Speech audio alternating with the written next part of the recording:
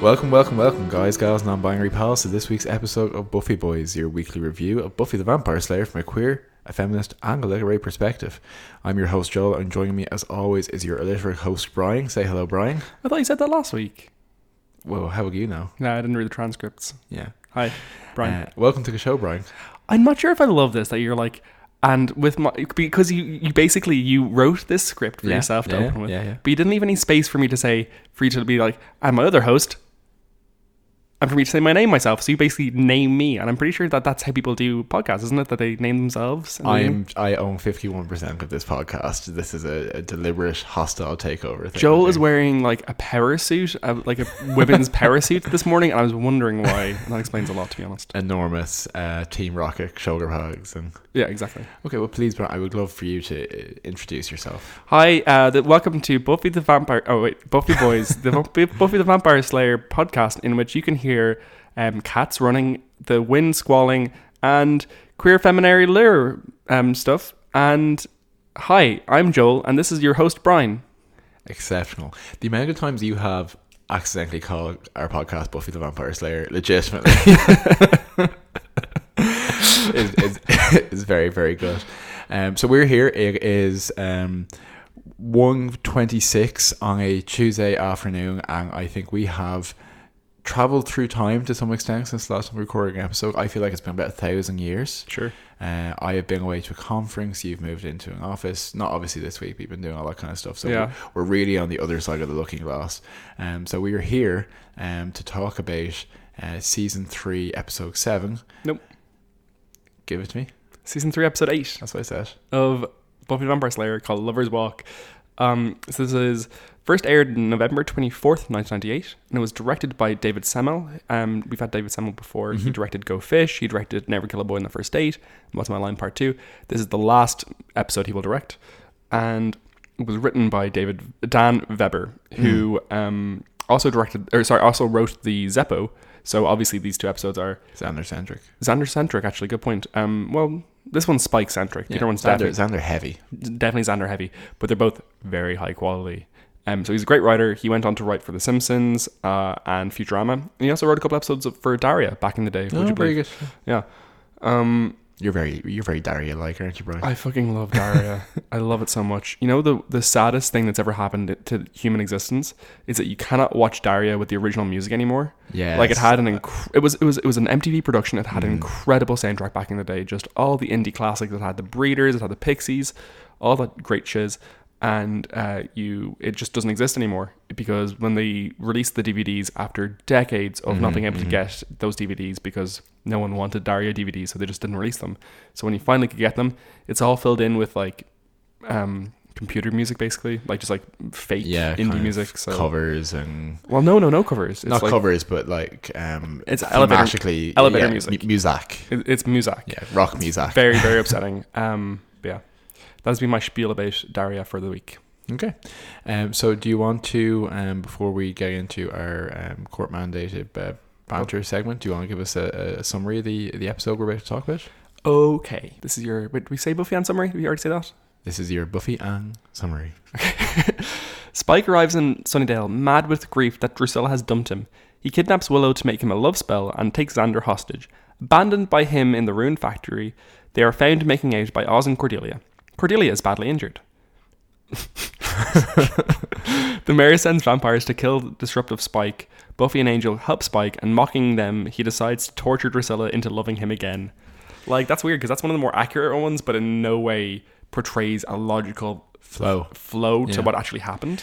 You know, I find it interesting because it reminds me of those Wikipedia summaries you read of films that aren't necessarily non-chronological, but where they kind of just summarize one storyline and then they summarize the other storyline. Yeah. But that's not how it happens on screen. Yeah. So we're not bothered telling us in the order of the film to, okay, here's a bunch of stuff that happened. Here's something that happened elsewhere with Captain America. Yeah. What they'll often do as well is that they'll like give the entire story for one thing and none for another story. And they'll entirely ruin, like, or spoil one of the stories in, like, the plot, where it's like, oh, this is the framing narrative, and here's the end of it. And it's like, oh, but I would have liked to have found that out myself, maybe. Yeah, absolutely. So before we get into that, we have something very specific we want to talk about. Do you want to introduce the bronze banter portion? Yeah, so I was watching the new ContraPoints video came out on Saturday, I want to say, ContraPoints is this really wonderful trans YouTube video essayist, I want to say, who creates these incredibly unnecessarily complex videos about Marxism, about gender theory, and about, like, or say she might do a video about Jordan Peterson or something like that. And it's basically about, she's often described as being someone who de-radicalizes young men through very reasoned and very persuasive arguments. But also she's just a very funny and very camp figure who likes to really explore glamour and gender through her videos, which are always done with wild, like, headpieces and costumes and sets and stuff. It's really, really cool. So if you should definitely go watch a couple of ContraPoints videos. They're fucking good on YouTube. Sure. So I watched this video. It's 50 minutes long. It is a essay of a video. That's why I watched this, and I kind of actually want to preface before we talk about the subject of the video, which is opulence, which is intersects with various things to do with, you know, gender and class and sexuality, you know, this kind of stuff, but isn't specifically a quote unquote, you know, queer video, you know, as such. But I suppose what I want to talk about just before that is, for those people who are aware of ContraPoints, probably the thing that she is recently being brought to more viral or more public perception on is some controversial, in the sense that they cause controversy.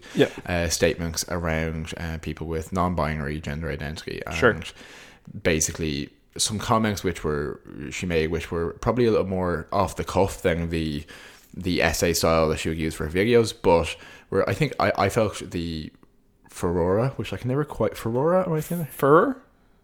The dissatisfaction she caused, I thought, was very indicative of something we don't often acknowledge in the queer community, which is that there actually are generations within a short period of time in terms of her experience of trans identity and people who are 5-10 years younger, etc. So without getting into that, I don't want to dissect that particular issue for two reasons. One, we're not talking about that, but also we don't have first-hand experience of those gender issues.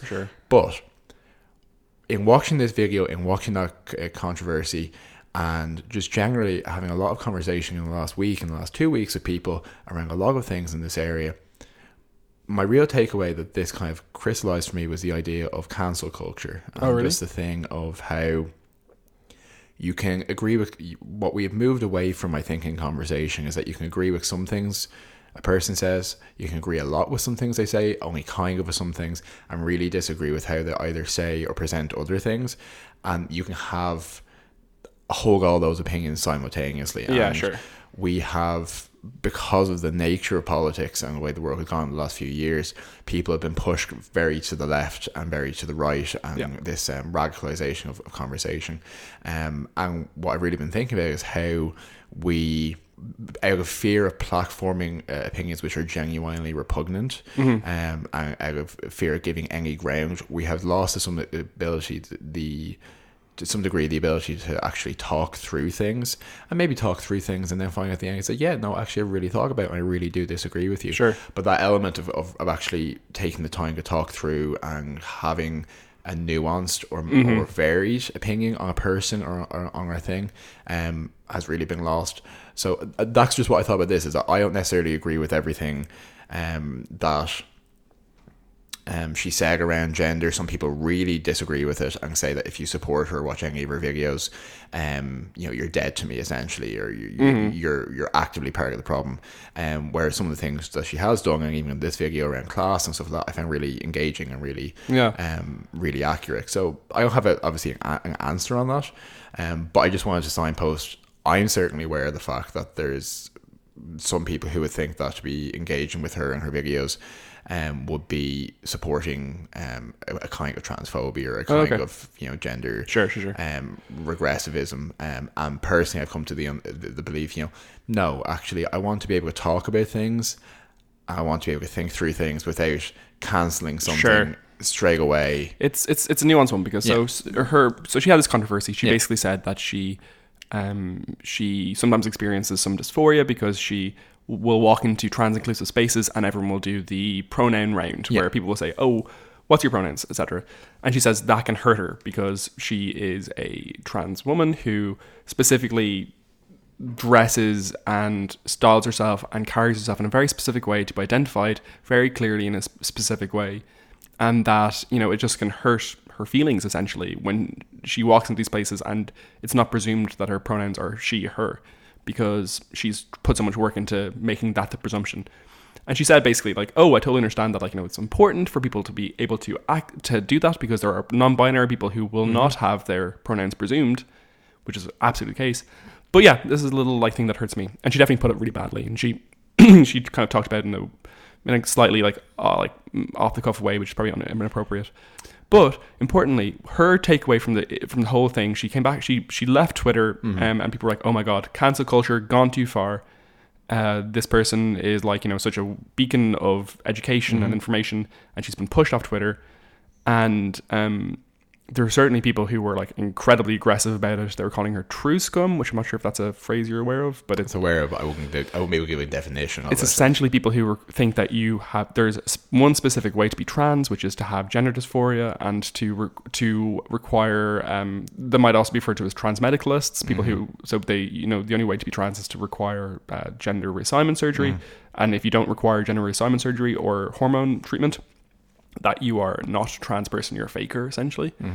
People were like labeling her this, and she's spoken like widely about how she doesn't believe in that, and how her opinion on gender is that it's like it's personal and all this stuff. But she came, and there are definitely people who had that reaction. She came back on Twitter and she was like, oh, I was not cancelled, I was not pushed off Twitter, I took a break because it was important to me, but like I wasn't cancelled. Cancel culture has not gone too far. I said some stuff that hurt some people's feelings, and I'm sorry about that. That wasn't cool of me, and I should have been less flippant and etc. So it was nuanced. There were definitely people who were like out for blood with that, but there are always people out for blood in every situation, I think. Well, sure, this is the thing. Like, I've never watched a ContraPoints video before. I'm vaguely aware of her. So I think it's useful for me as someone who isn't necessarily dyed-in-the-wool supporter to kind of to seeing this. But you told me to watch this video this morning, and also while I was watching it incidentally on Twitter, unrelatedly, I saw someone tweet and say, if you watch ContraPoints videos, you don't support trans and binary people. Oh, really? Wow. Yeah, but I just feel that the fear is that if you give any ground, you're giving all the ground. Yeah. And in this world, there's no danger of us giving that ground. You know, we know there's no danger of us not fighting. We're fighting all the time. Yeah. I just feel like we need to move back towards this discourse and this ability to talk through things and learn. And if you can't, I just feel like I've had this conversation a dozen times in a dozen contexts in the last 6 months. If you can't talk to people without immediately going to anger, then we won't get out of this hole we're in. And I suppose that's just what it brought round for me. Also, I mean, like, just like, this is the ultimate way to play into the conservative straight bullshit, is to go down that road of infighting, you know, to police each other. Let's correct each other and educate each other in situations. But like, ContraPoints isn't a right-wing fascist. She's a person with opinions. Bring empathy and bring intelligence and bring conversation to it. Yeah. Anyway, so the video is really cool. Yeah. I thought the thing that I loved the most about it was the video. The point of the video was about opulence and how it, just to put in the context, how it's a performance of class. Yeah. It's a recognition of taste. How it's not the same thing as necessarily wealth or glamour, and or camping. All these are distinct. And she acknowledges Donald Trump as being someone who performs wealth, but not necessarily opulence, because he doesn't have taste. So he doesn't arrive to the party saying, "Oh, you could never understand my superior taste in things." You know, he has a fucking apartment like covered in gold. Yeah. That's an expression of wealth. He's a poor person's idea of what a rich person is. Exactly. Yeah. So she's kind of talking about performance of wealth and the exclusionary aspects of taste, and how opulence is often a performative thing in, say, drag culture or ball culture, whereby you would be someone with nothing and you're performing like this awareness of what it is to be rich and what it is to be wealthy, and parodying it to some degree, and also showing your awareness of its artificiality, but also like playing in a role that you know you can never achieve and stuff. It's just fascinating. One of the things I found best about it was she mentioned an essay about leopard print over the years, and how it's seen as this like tacky or it's been like, this transition from like this like extreme wealth symbol because it like is literally coming from leopards to this like tackiness and like the disposal from the upper classes and stuff. It's really great. And that even the concept of tacky and gaudy and all these things, a garishness that's associated with, if you have taste, you don't like things which are considered tacky and garish. What they're closely associated with is colour, and vibrancy, and how everyone has this really hard-coded cultural thing of seeing this classicist, so kind of Roman and Greek, pure white marble in the sense of dignity, in the sense of regalness, and aspiring to this whiteness essentially, but that the evidence points that when these statues were actually extant in the Greek period, they were painted colourfully. And I think the phrase that she used in the video, which I laughed at, which is that they looked like something like a drag queen would wear to a quinceañera. Like it was like piñata colors. It was colorful. It was full of life. So just move away from color to things that are more muted. It was very interesting. And I think the most interesting thing was that it stuck out to me was the idea that people haven't accepted that the 20th century is over, and that things which were like so much of our cultural milieu is based around an idea of shopping malls and expensive cars and all this kind of stuff, which is rooted in a cultural moment, an economic moment, a class moment, which the year 2000 was nearly 2 decades ago. Jesus. Those terms, the concept of the lower and the middle class, and these they're out of date in reflection of a world where YouTubers can make millions but still culturally be from a much lower background. So it was really kind of destabilizing in many ways. She's deeply intelligent is the ultimate thing about it, and she expresses herself well in this kind of context. She's also very, very funny. And I think again, what do you think of the costumes? They're really good, aren't they? It was visually very, very stimulating. But what I will come back to, I think the takeaway thing for people in terms of listeners is, it's not necessarily, the takeaway for me is it's not necessarily by saying that she's right, but it's making you think. It's like, oh, I want to think about what she's saying, and these are interesting examples, interesting pieces of evidence, and I think anything that provokes you to feel maybe my opinion on this isn't finished, maybe I can think about something new and put some life back into my actively engage with things. As we've talked about on the podcast before, I think it's just really valuable, even if, no matter what end it comes to. It's the people's perspective of culture can be really fixed and can be very, very like un-Foucauldian. So Foucault is a... Don't you hate when things are un-Foucauldian? I do. He's probably the most famous... He's probably the most widely read literary theorist and historical theorist of all time. Great writer, writes about the postmodern and stuff, but his central idea is that history isn't leaning towards one fixed point of, say, hyper liberation or hyper conservation.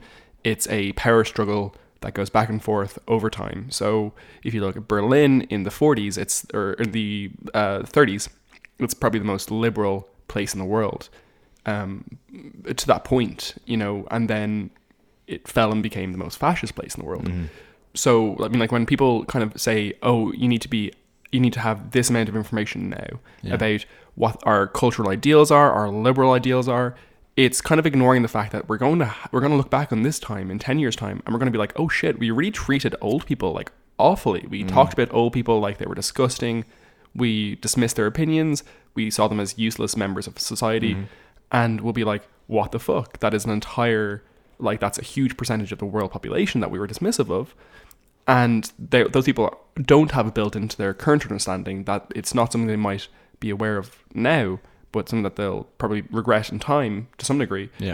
And they pretend like they pretend like there is an actual level of awareness that one can achieve now that will be sufficient to prevent them from being criticized in the future.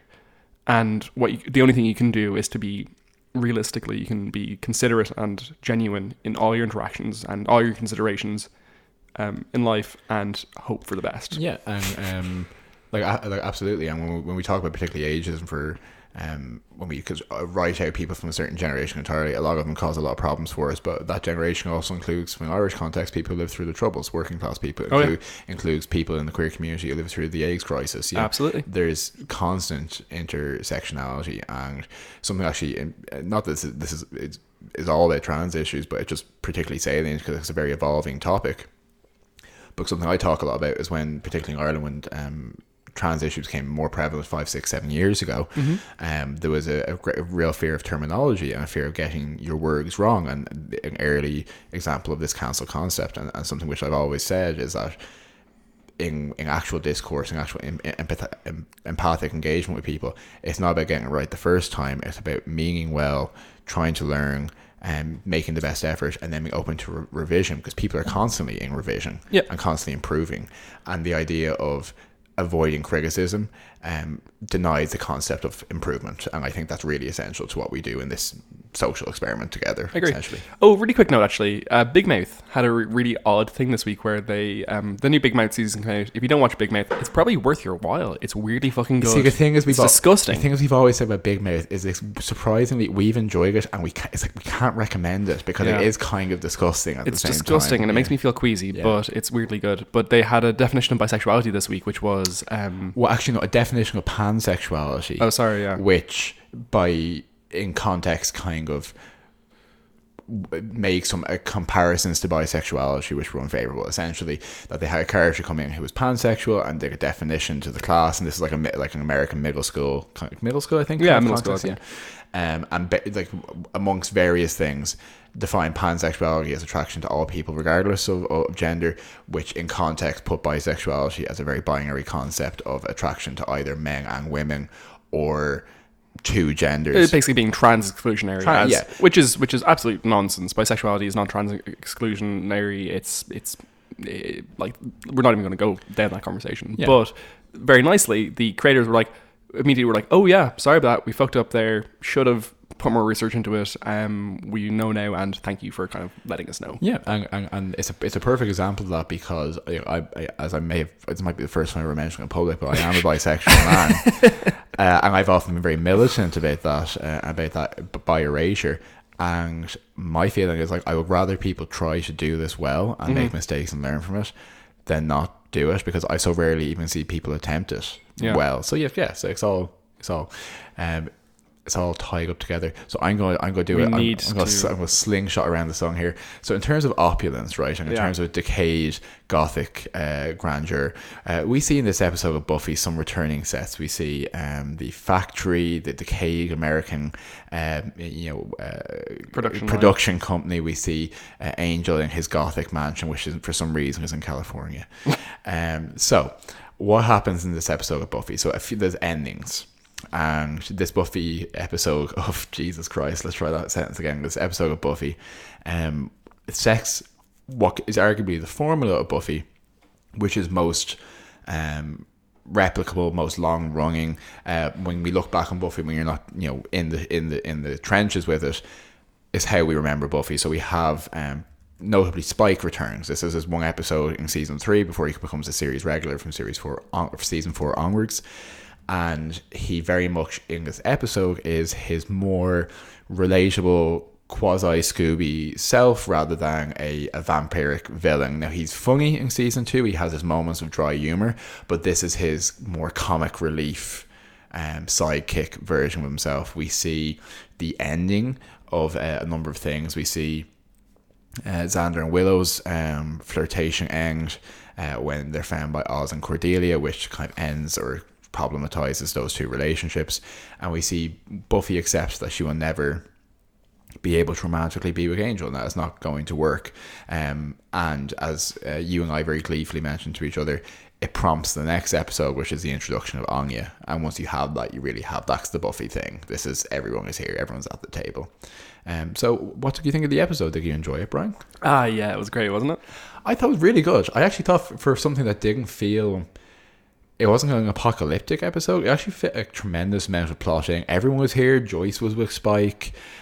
Giles even got a look in before he went on a retreat, so I presume Tony Head was on holidays or something that week. The mayor has a bit of plot building in it. There's just a lot, and everyone was very in their voice. The dialogue was there. There was even a significant amount of action. Like, I felt like the action budget was really, there was a scene where they're in the magic shop, which was also kind of, I think, concretely introduced. It's appeared briefly in magic shop has appeared, but I don't think this is the set. I looked it up. I don't think this is the set that the magic shop turns into. I think, but it's very similar. I feel like it's the set that they probably build from conceptually. Yeah. But there's a fight scene in there between Angel and Buffy and Spike, and probably 10 or 12 vampires, which is actually like a huge amount of opponents for the show to date. They even introduced but highlight the espresso pump, which is the coffee shop, which kind of becomes focal in this kind of downtown studio set of Sunnydale that they use a lot for the next few seasons. Which I always really associate that kind of town square set with A, kind of looking like it's Gilmore Girls, but B, with when Glory has all the... We're going to have to deal with the fact that they probably say crazy a lot in season 5, don't they? They do, I think, yeah. With all the people who are disorientated anyway from her all her zombies, her brain magic. Unfortunately, yeah. I associate the set with that. So I feel like it was really like action packed. Yeah, I felt action packed 40 minutes. Yeah. Yeah, it really was. It's a good episode for sure. That's it. Thanks very much. Okay, so you're saying that a Spike arrives very much kind of in the new Spike mode. And would you believe, Joel, I did actually read an essay about that. Okay. So, so basically I read an essay about the undemonization of supporting characters in Buffy by Mary Alice Money. And it's just very interesting. She kind of talks quite a lot about the Lover's Walk and about how Spike arrives and he has to be...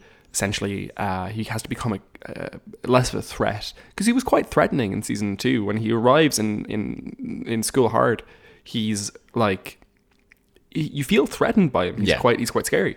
And in this, he absolutely gets defanged. He's a comic relief character. He has moments of genuine pathos. No, genuine slapstick comedy.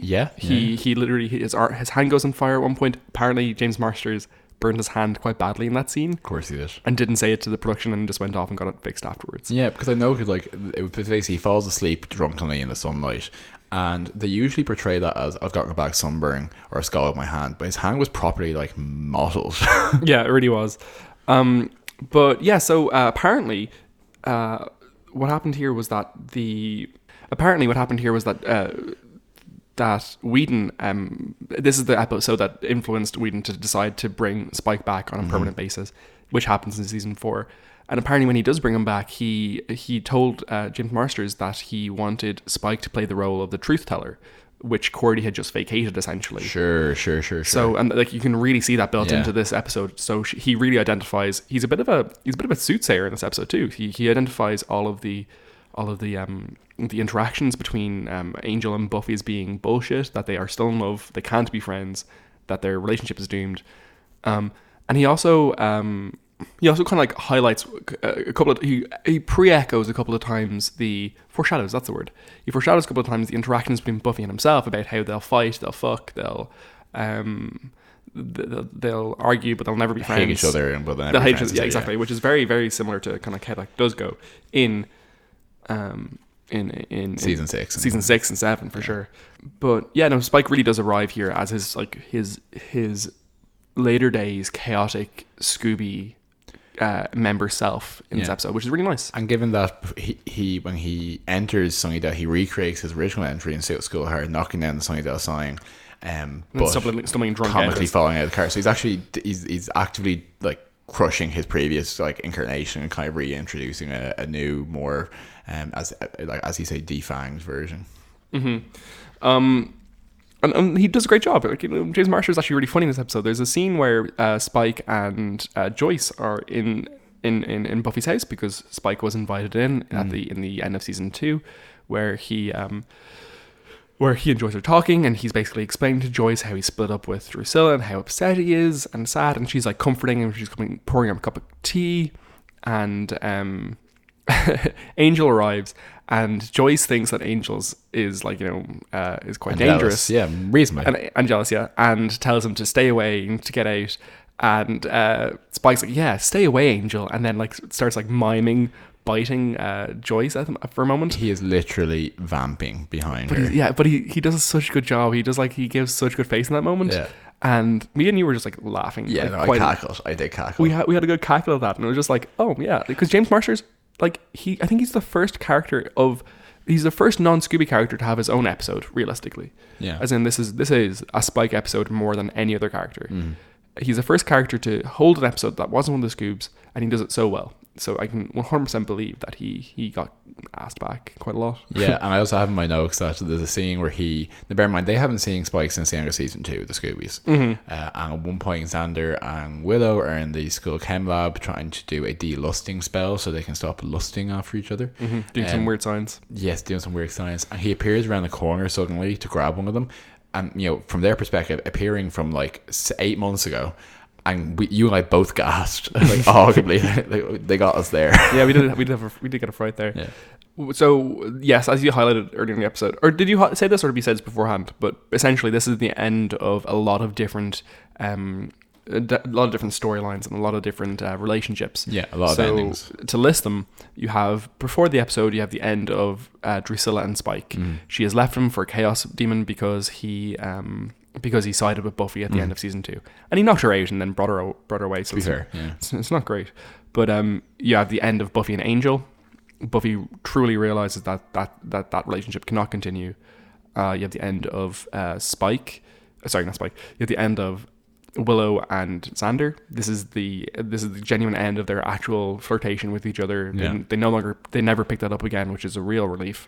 You have the end of Xander and Cordelia, because she gets a fucking spike to her stomach. Yeah. Because she goes to save him, and he is macking on Willow with a head injury. So, of course. Yeah, and she falls through a staircase and gets some rebar through her stomach. Yeah, she really does. Did you read this bit? I did, yeah. Do you want to say it? Yeah. Let's save it for Buffy Bits. Let's go on. Yeah, okay. Cool.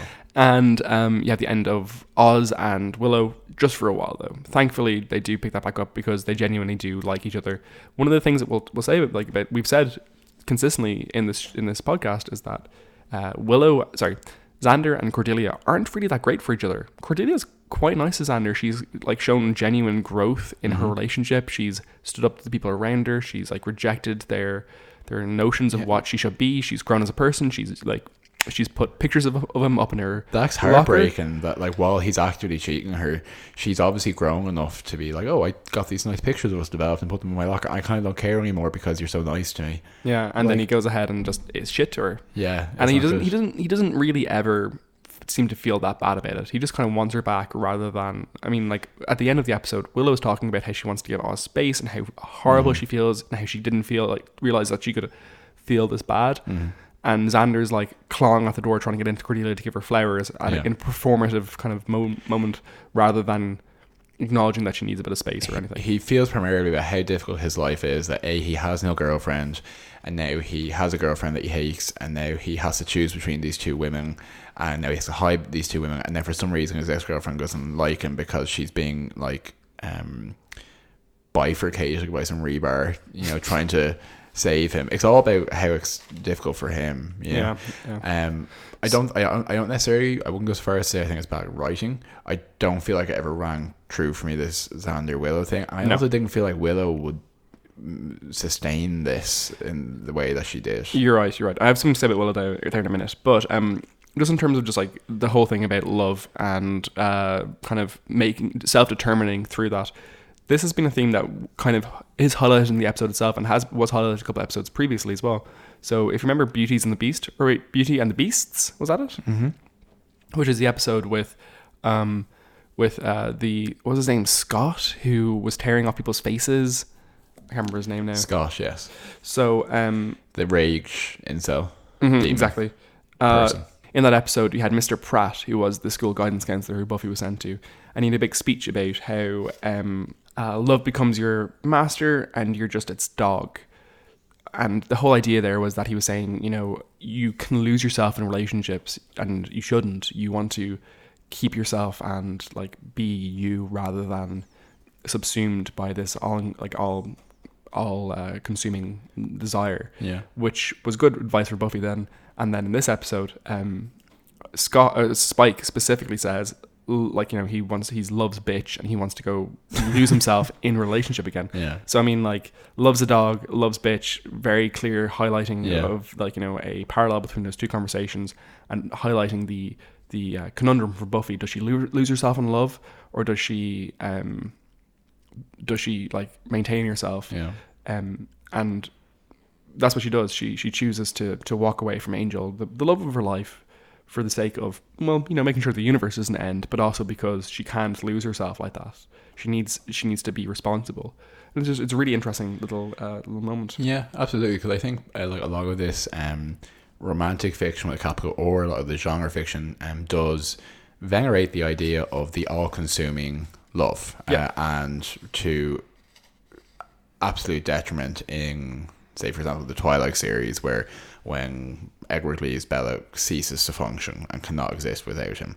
And that's a really toxic model, and we're not the first people to say that, but and there's a lot of reasons why that is, and because particularly vampire fiction is around this this heightened lust, this hunger, this addiction, this passion over necessarily love, being mistaken for love, and vampires like Spike being very much, you know, he leaves saying he wants to go torture Drusilla until she loves him again. Like, there's this like twisted sense of like consumption. But arguably the most healthy relationship at any point in the series is Tara and Willow.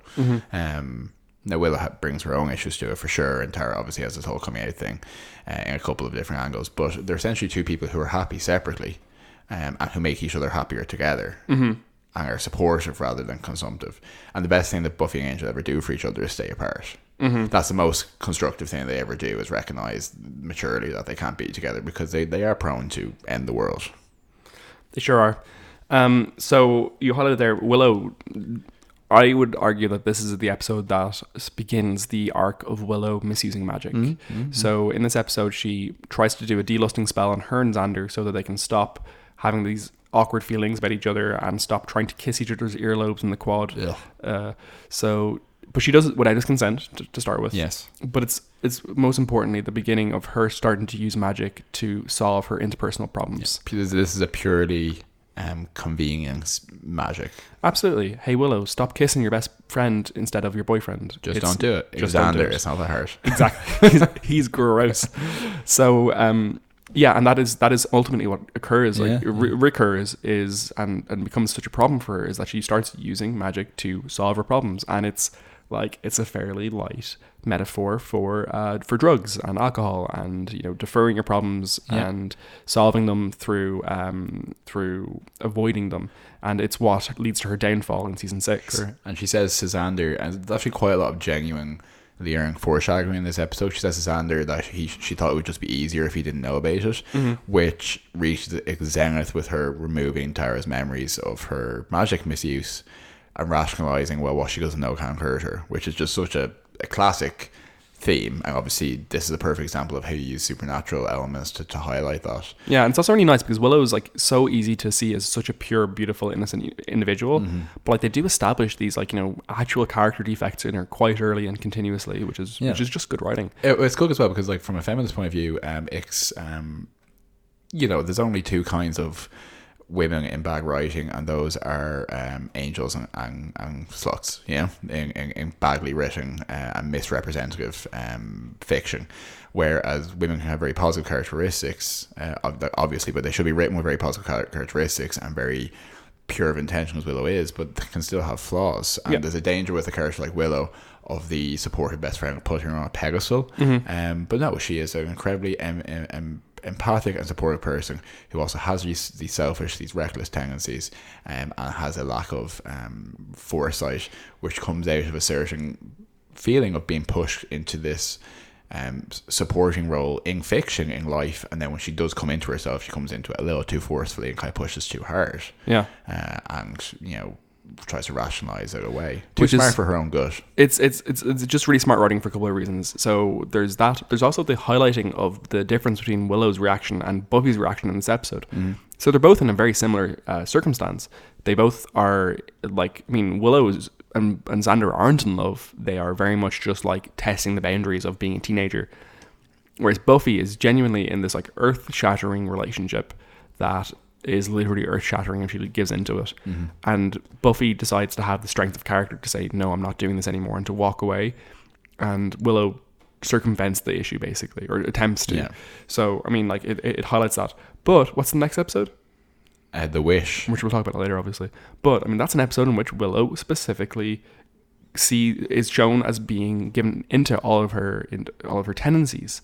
And it's something that will be highlighted through the show. It's just so it's very much putting the focus on Willow's character and her attempts to iron over her problems. So her evil bisexuality. Yeah, exactly. I also would like to say that when Buffy comes to this realization, she arrives at Angel's mansion, carrying her church lady clutch and wearing her very conservative clothes, which she wore to give an ultimatum to Faith as well. Yeah, it's very. I'm here to both give you some important life advice and also to sell you some Girl Scout cookies.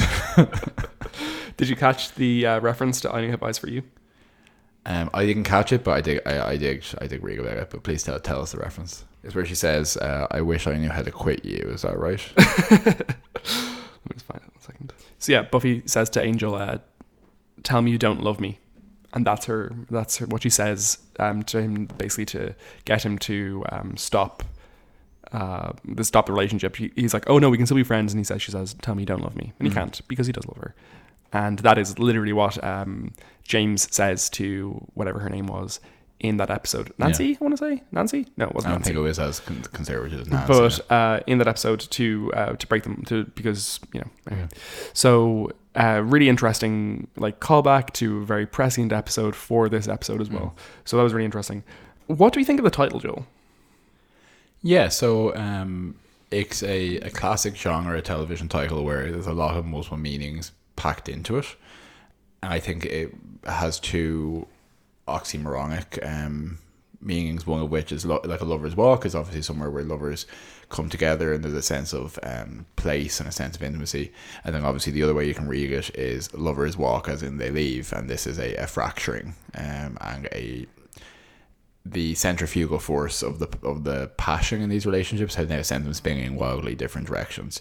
A trajectory which will eventually lead both Cordelia and Angel to go to Los Angeles City, and Cordelia in her inimitable tact, when she finds out that Buffy has done particularly well in her SAT, says, "Oh, fantastic! You can leave and never come back again." Mm-hmm. Which is obviously what Cordelia goes on to do. Yeah. So yeah, I think it has. I think the title is there to represent contradictory but equally strongly felt feelings, which is kind of the theme of the episode. For sure. It's also, I would suggest, potentially a very light Shakespeare reference. Okay. So one of the most famous Shakespeare quotes from Much Ado About Nothing or Midsummer's Night Dream, I can never remember, is Journey's End when lovers meet. Or Journey's End on lovers meeting? I can't remember. But very famous. Lovers walk, I thought it was maybe potentially it just had a quality to it. Yeah, so I mean, like, is it lovers walk away, is it like, lovers walk together? It's hard to say, but it does it indicate this is basically a crossroads for the TV show. Crossroads and intersection. I thought potentially a very brief Shakespeare reference, just because Joss Whedon does fucking love Shakespeare. Who knows though? And interestingly, there's the title has been listed as being with or without an apostrophe, so as opposed to being lovers as the plural, it's been like lovers walk, as in possessive, the walk of a lover. Yeah. The script lists it as without an apostrophe, so lovers walk, a more definitive and abrupt, and strong. So that's interesting. Can I introduce a completely random but also topical piece of information I learned today? Please, yeah. So people are talking about Halloween, because Halloween is coming up, and about the origin of the vampire story, and people most often equate it, our most concrete understanding of the vampire to obviously Bram Stoker's Dracula, but it's generally understood that there was a preceding prototypical vampire in John Polidori's The Vampire, and John Polidori being a writer who was part of that Lord Byron circle at Lake Geneva, and Mary Shelley, and wrote it that summer that it was kind of the genesis of Frankenstein as well. So that's interesting. So it's more prototypical version of the vampire, but it's worth reading. It's short enough.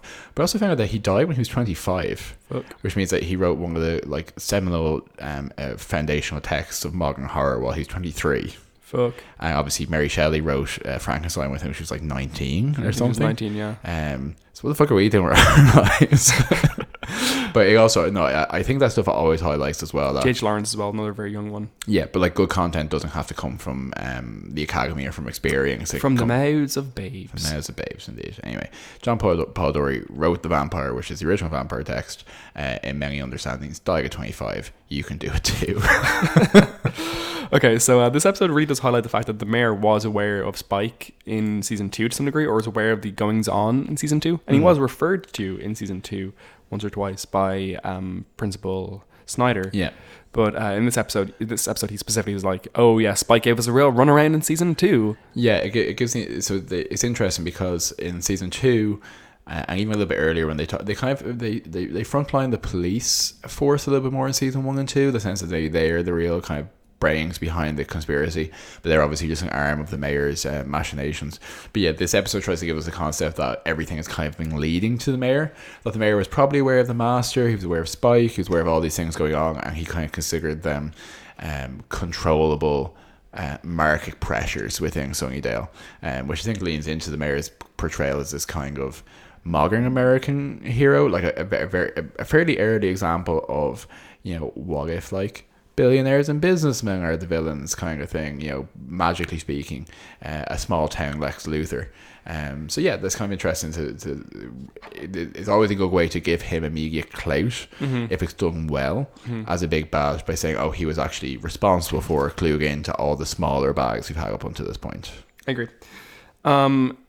So we went way too long in the opening of this episode, so we'll try to wrap this up quickly. But a couple of things. One is that the angel at one point in this episode is actually reading La Nausée by Jean-Paul Sartre, which we referred to in the Lie to Me episode, me and you, because it is apparently the book that had the most influence on Joss Whedon, or he said so at some point.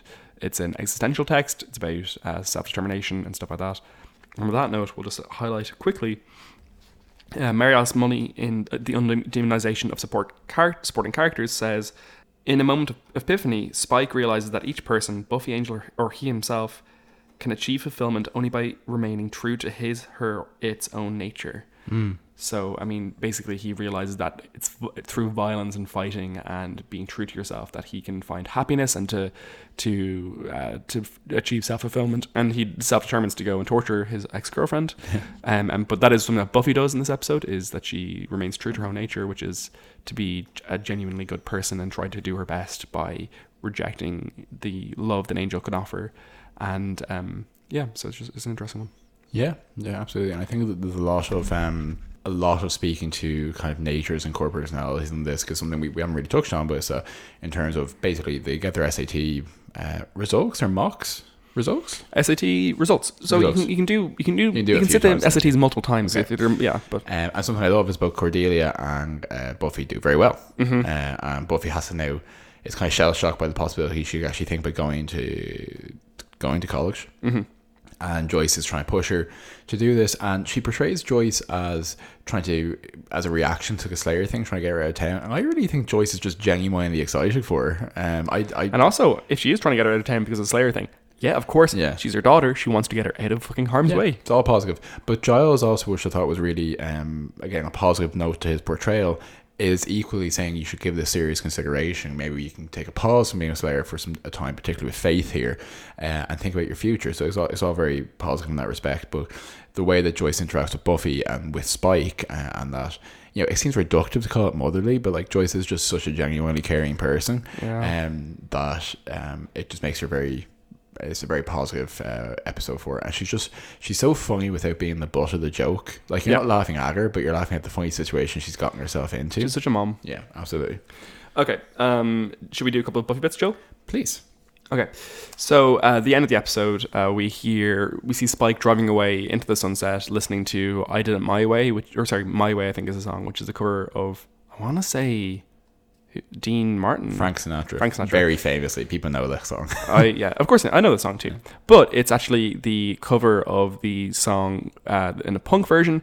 It's done for the Sid and Nancy movie, which is Sid Vicious and Nancy. I don't know what her second name is, which is really awful. But performed by Gary Oldman. And of course, Sid and Nancy were the people on which Drusilla and Spike were designed based on. So totally appropriate little musical thing there. This episode was actually nominated for an Emmy for sound editing. Oh, interesting. Yeah, you fucking knew. Another one, the Magic Shop clerk there, Suzanne Nell. I feel like I recognize her from something and I couldn't quite find it. Okay. She was in Lost for 4 years, but I never watched Lost. What character did you? I didn't note it. I'm sorry. Do people watch Lost? The game who listens to this watch Lost, or are we past the Lost generation? It's hard to say. She was in Go, with 1999 movie, which was the kind of weird Pulp Fiction wannabe. But she died in 2013 at the age of 47 of an aortic aneurysm. So sorry about that, Suzanne. It's no fun. This is actually the only time on TV with Buffy, Angel, and Spike in the same scene. Really? Yep. Really? Yeah. Well, think about it. I'm genuinely surprised. Think about how often Buffy's in Angel, which is like twice. Oh yeah, and well, like it's definitely not after Sunnydale. Sure. Well, I mean, like that'd be insane. This is the only episode with Spike in season 3, and Angel leaves after season 3. Sure. Yeah. I did think it felt a bit odd having them stand side by side. Yeah, and this is the first time that Buffy and Spike fight. Interesting. That'll happen again. It sure fucking will. So yes, Sure fucking will. My Buffy Bits are that Charisma Carpenter sustained an injury, a childhood injury, falling off into a pool onto a piece of rebar, which left her with a scar on her stomach in an identical place to where Cordelia now has a scar on her fictional stomach. Yeah. Which I always like. I always like the way that they also work James Marsters' scar into his Spike portrayal as well. Is that an actual scar? Yeah, so he got that in a mugging. Oh wow! In his 20s. So that's his actual scar, and in fiction, what they eventually show is that he got it from an enchanted sword that I think her name is Chu Rong, but the Chinese Boxer Rebellion Slayer cuts him with a sword and never heals because it was enchanted. But when he vamps out, the scar is still there. It stretches over his face, which I think is really cool. And also, which I will be tweeting because it is wonderful, after this episode airs, there was an ad, 1-800-COLLECT sweepstakes, which was produced by the WB network for fans to win a role on Buffy the Vampire Slayer. And it shows it's very comical, but it shows Buffy basically saying, this season with 1-800-COLLECT, you don't have to be alone for the holidays, and then calls and Angel arrives and she grabs an icicle and goes to stake him, which is very bizarre because the central premise of a stake is that it has to be wooden. I feel like we've established that, but it's very televisual. So it was to win a role on Buffy, and the winner, Jessica Johnson of Maryland, won a 3-day trip for 2 and participated in the episode of The Prom. Oh wow! Yeah, now we know. And again, so wait, The Prom wasn't filmed by this point. That's really interesting. Yeah. Okay. So those are all my Buffy bits I think for this week. Oh, I have a couple more ones for you, okay? There's a little indication that Drusilla is probably bisexual, which, I mean, no surprise there, because Spike says, I brought her beautiful dresses with beautiful girls in them. So, funny there. And also, at one point, Spike does call Angel a puff. Puff. He says like a poof, basically, because he's being stupid in English. But so weirdly homophobic slang there for a TV show in the late 90s. But well, I think that's American TV thing of not being able to parse what's actually a really offensive thing to say. Yeah, it's like the way that J.K. Rowling at various points in Harry Potter call people a Burke, which is very specific English.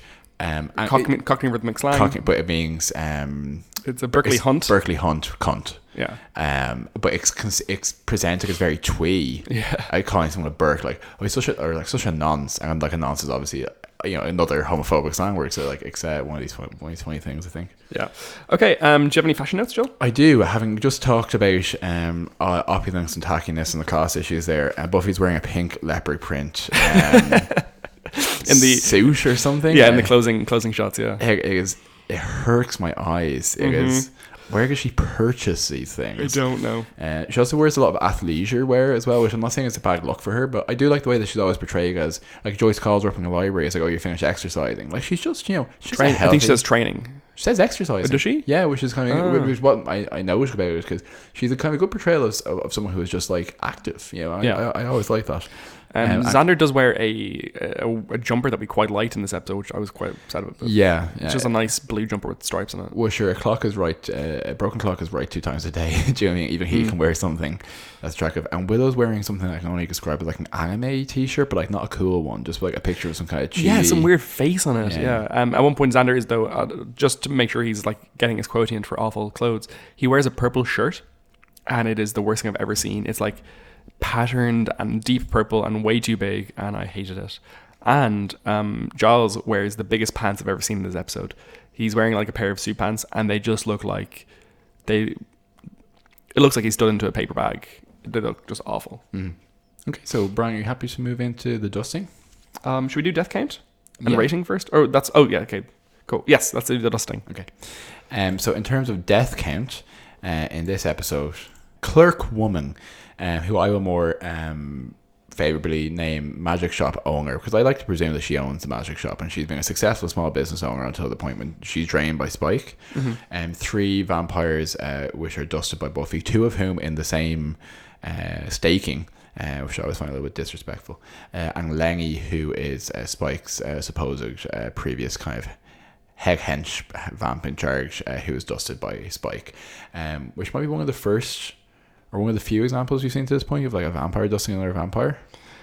Angel does it a couple of times, but yeah, certainly in this kind of like Scooby way, as opposed to like some kind of like sacrificial way, etc. Yeah, you don't see very much infighting. Yeah, I can see like a master kills vamps and all that kind of stuff, but this is more of like, you know, on the side of the white hacks. You're right. Yeah. So do you have a rating ready there, Joe? I do. Okay, do you want to give it to me? Yeah, so I have 9.0 Deg Small Magic Business Owners. Oh, well. I felt it was a really strong episode. I thought it didn't give me Buffy nostalgia. It gave me like solid English Prime Buffy, great performances from everyone, really interesting plot, lots to dissect, and everyone just like acting their little hearts out. So yeah, I really enjoyed it. I'd agree with all that. Didn't have enough Giles is the only thing. He was definitely like, Anthony Stewart was definitely on holiday this week. Yeah, for sure. I'm going to give this episode 9.2 wooden spoons out of 10. Oh, very good. Yeah. I just really liked it. I think I gave last episode 9.0, and I probably overrated that. But I just needed to. I think this episode is better, so I needed to preserve that for the record. Sure. Yeah, that was a lot of fun. Okay, so just before we move out of the dusting and return to the crypt, I just want to do a shout out on also playing at the Bronze for another podcast in our podcast network. Our podcast network? Our podcast peer group. So the Binge Was podcast. Binge Was podcast is a spin-off of Geek Gals, which is a geek culture site for geeky and feminist women, and the Binge Was podcast is a podcast for those individuals who are interested in binging geeky and nerdy television. So are you a geek looking for a TV-centric podcast? I sure am. Give the Binge Was podcast a try. Co-hosts and partners in crime, Ching Ling and Isaac, are geeks who love to watch TV and recommend the bingeable ones. There's so many shows out there, sometimes you need a little hand in trying to figure out what to watch next. The Binge Was podcast dives deep into the episodes of shows like Disenchantment, Firefly, and more. Stick around on Apple Podcasts, Spotify, Stitcher, Google Podcasts, and all your top podcast platforms for the next show to binge. Follow on Twitter at BingeablesPod to engage in the conversation. So that's BingeAbles pod. That E is really important. The E is a key one. I'd forget about that. Yeah, but there's definitely an intersection there with the feminist, with the geek, with the television, all the good things we love. So I recommend go and check them out. Bingeables podcast. Good job, Joel. See, I'm a podcaster. I can do the thing. I also wanted to mention, because I haven't taken a long time, that our theme song is a cover of the Buffy main theme by Alex Heflin, who is a mandolinist. He has a really cool YouTube channel where he does covers of various songs on the mandolin. So go check that, Alex Heflin. And he was on BoJack Horseman. So we're basically famous now. We basically know the famous Horseman. Yeah. Okay. Well. Yeah. Okay. So we will see you next time. We appreciate your patronage. We appreciate you coming down into our dark crypt for the evening. I don't know where I'm going with that. But the next episode is The Wish, which is arguably one of the most science fictional episodes of Buffy. So I'm very oh, good point. It's not like it's a what if alternate universe timeline. It's very sci-fi, and it has gay vampire Willow. It has Cordelia on her own adventure in the Twilight Zone. It's exceptional. Okay, so I'm excited for it. Thank you for it has Anya for the first time. It has Anya. Thank you for joining us, and me and Brian. Since I have no idea where you're going for this one. I was going to say, since I introduced you and took your voice in your agency, would you like to take us out? See you as losers. I hate you. Don't listen to our podcast anymore. Goodbye. Buffy Boys. Buffy Boys. Please do listen to our podcast. I'm sorry.